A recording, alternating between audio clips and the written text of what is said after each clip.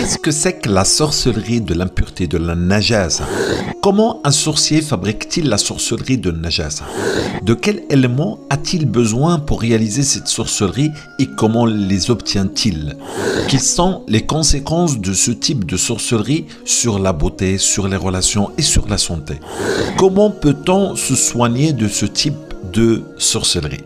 Ces questions et d'autres dans ce sujet très important, et vous allez être choqués des informations que je vais vous dire pour la première fois. Donc, merci de bien suivre la vidéo en entière sur la chaîne Cabinet Maher. Premièrement, qu'est-ce que c'est que la sorcellerie de l'impureté ou de najasa? Comme son nom l'indique, cela se base sur une impureté, sur des matières qui sont impures, sur malheureusement l'urine, sur hachakom, ce qui reste dans les toilettes, sur le sang des menstrues, sur les spermatozoïdes des hommes et sur aussi l'eau que la femme a pendant les rapports sexuels.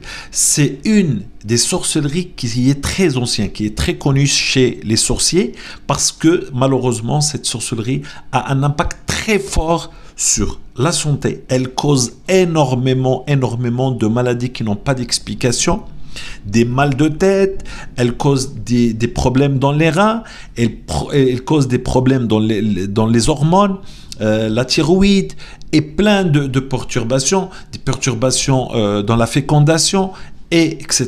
Parce que de plus, c'est importe, de plus, la sorcellerie va avoir un impact comme je vais expliquer dans les autres questions. Deuxième question, comment un sorcier fabrique-t-il de la sorcellerie du najasa? Donc la sorcellerie du najasa, la base c'est najasa, c'est cette impureté. Ensuite, elle va prendre cette impureté avec la trace du malade, c'est-à-dire sa photo, ou bien quelque chose qui lui appartient, ses habits, ses cheveux, etc.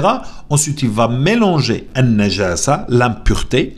Ensuite, soit ça va l'enterrer, ou soit il va la coller à un animal ou à un oiseau, ou soit il va le coller sur des arbres. À chaque fois que le vent va frapper cette sorcellerie, ça va créer la douleur et ça va créer des maladies chez le malade, ou soit ça va être enterré avec le mort pour signifier et ce genre de malade va voir souvent qu'il est avec les morts, qu'il est mort-vivant, qu'il est comme un zombie. Beaucoup de malades me disent que je me sens comme un zombie, etc. Donc, elle peut avoir beaucoup de formes. Elle peut aussi être utilisée sous forme de sihr marchouch, qu'on jette à côté de la maison ou à côté des endroits que vous fréquentez. Et ça cause dans ce cas-là beaucoup de problèmes d'articulation, beaucoup de problèmes des genoux, etc. Donc c'est une sorcellerie, comme j'ai dit, très forte. Et on va voir, Inch'Allah, dans la prochaine question, comment le sorcier va obtenir cette sorcellerie. Troisième question, de quel élément a-t-il besoin pour réaliser cette sorcellerie et comment il l'obtient? Et c'est ça qui est un petit peu bizarre et imaginaire. Donc, je vais vous expliquer un petit peu comment le sorcier a besoin. Le sorcier a besoin de spermatozoïdes. C'est les pires des sorcelleries et de l'eau de la femme. C'est-à-dire de l'eau de la femme qu'il a pendant un rapport. Et il faut qu'il obtienne ces deux éléments-là dans une relation illicite, ça veut dire dans le zina.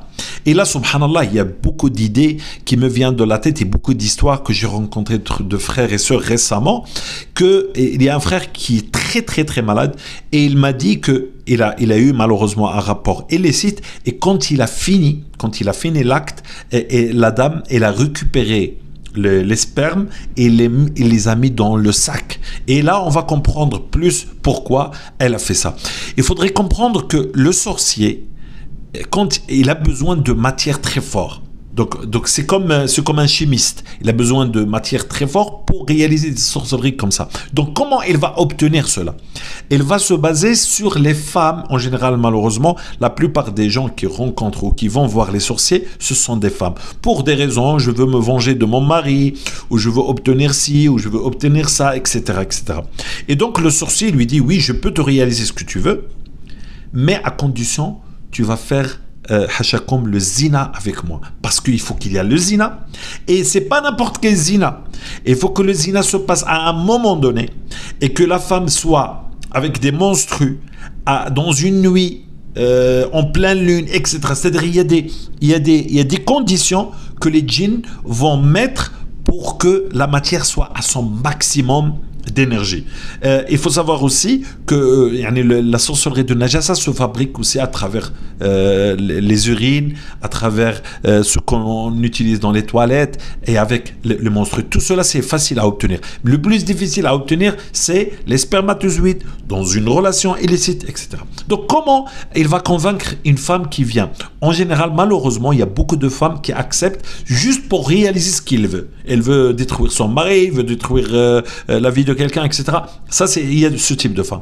Il y a d'autres femmes qui vont voir les sorciers, mais par chouma, voilà, elles vont pas accepter. Elles vont pas accepter de faire zina. Dans ce cas-là, qu'est-ce qu'il va faire le sorcier?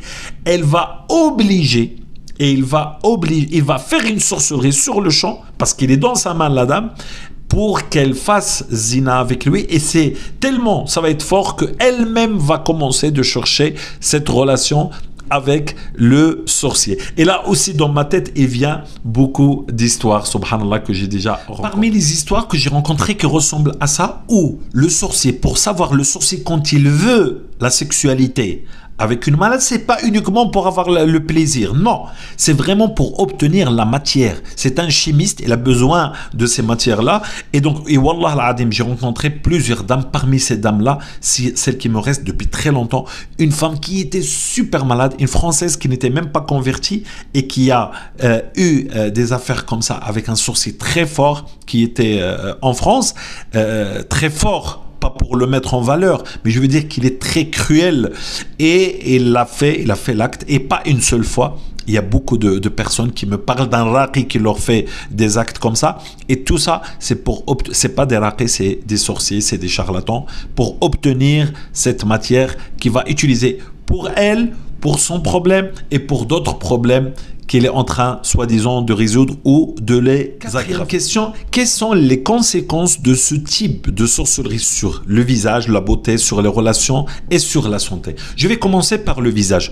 Je remarque de plus en plus, quand je récite, en se concentrant sur le visage, etc., que beaucoup de gens se grattent. Et je parle aussi d'un mur que vous devenez dans votre vie invisible, pas aimé, alors que vous avez un bon physique, etc., etc. C'est parce que, wallahu alam, ce genre de sorciers qui utilisent ce type de sorcellerie vont utiliser soit une photo, ou soit une statue qui ressemble à vous et qui va vous mettre des urines et des impuretés pour vous rendre invisible. Ça, c'est la première cause. Et c'est pour ça, ça peut être utilisé dans les cas de retard, de mariage. Vous remarquez que vous êtes très mal vu, que vous êtes... Et peut même déformer la beauté du visage et la beauté physique, etc.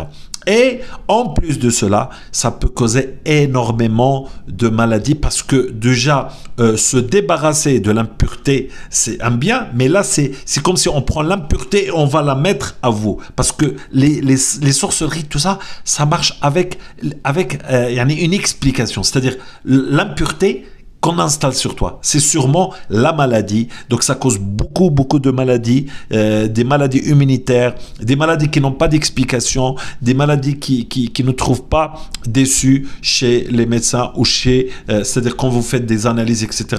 Des fois vous trouvez, et des fois vous trouvez pas de réponse, et tout cela à cause de ce genre de maladie. Et c'est important de savoir, est-ce que je souffre de ce type de sorcellerie? Donc la matière plus vous, qui est la trace, plus soit une forme enterrée ou jetée dans la mer, plusieurs formes qu'on peut utiliser malheureusement par... Cinquième et dernière question, comment peut-on se soigner de ce type de sorcellerie? Comme toutes les sorcelleries, il faut avoir un bon programme.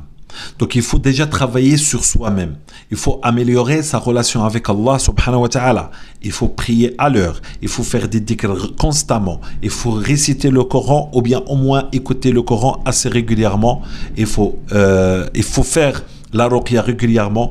En cas qui est difficile, il faut prendre contact avec un professionnel pour qu'il vous aide, pour qu'il vous donne les bons conseils, parce que ce type de sorcellerie, il crée énormément de waswas, énormément de perturbations psychologiques, et il va peut-être des fois vous dire oui, vous êtes prêt à vous soigner tout seul. En ce moment, je rencontre des gens qui me disent, je vous connais depuis très longtemps, mais jamais j'ai osé vous voir, parce que je me disais, j'y arrive, mais j'ai jamais réussi tout seul. Au contraire, j'ai commencé même à délaisser les prières, à délaisser tout ce qui est obligation. Donc des fois, on a le pouvoir de surpasser le mal, mais des fois, ça nous dépasse. Et dans ce cas-là, il n'y a aucun mal. C'est pas une manque de foi, c'est pas une manque de science ou manque de quoi que ce soit.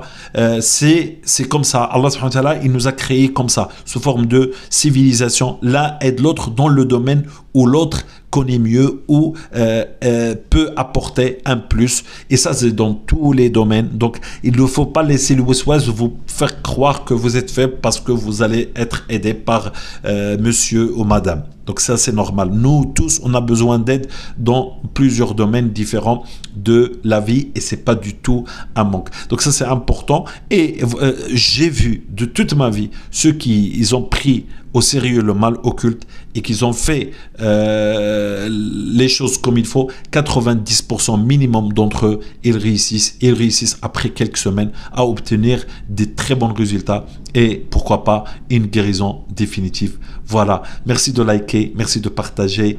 Comme ça, vous me motivez à donner d'autres vidéos de ce genre et dites-moi si ça vous plaît. Salam alaikum.